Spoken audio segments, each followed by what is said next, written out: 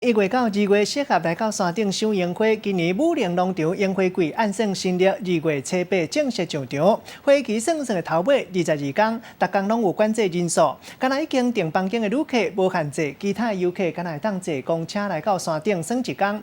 客运票价新历1月15开始卖，有一寡旅行社趁即马细面长好来推出赏樱花规套行程，来遮露营送布棚。另外，有业者来推出赏樱花翕相团，请到摄影专家来教大家安怎翕樱花上介水，因为人数拢有限量，差不多名额拢已经满。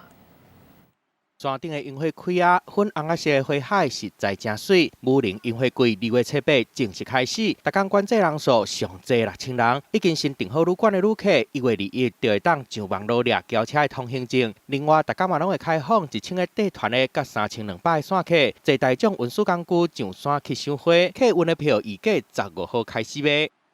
我的了解，在订房是几乎完全没有了，露营区也是全满了。大概比较好的方式就是，也许是不是有些团队啊，什么临时就取消，这样的机会也有一些，我们有的话会马上放出来。樱花季武陵农场房间真顶的红订完，旅行社规套的行程，问的人更加是坐干那山。有旅行社业者送赏樱露营团，请专家来教要安怎搭布棚，装备全包，各送5个人的布棚，一个人唔免7000块。另外，嘛有业者送赏樱翕相团，出动专业的摄影领队，教人要安怎翕相片才会水。大武陵国民宾馆，一个人5190块，名额已经差不多要无啊。教客人就是用手机，比如说构图啦、花卉的拍摄，还要怎么拍比较好看。我们2月中的开出来的日期，其实目前大部分都已经额满。另外，今年为着予游客会当掌握赏樱花天气甲花开的情形，农场特别伫露营区甲地庄这2大赏樱花地点按即时录影，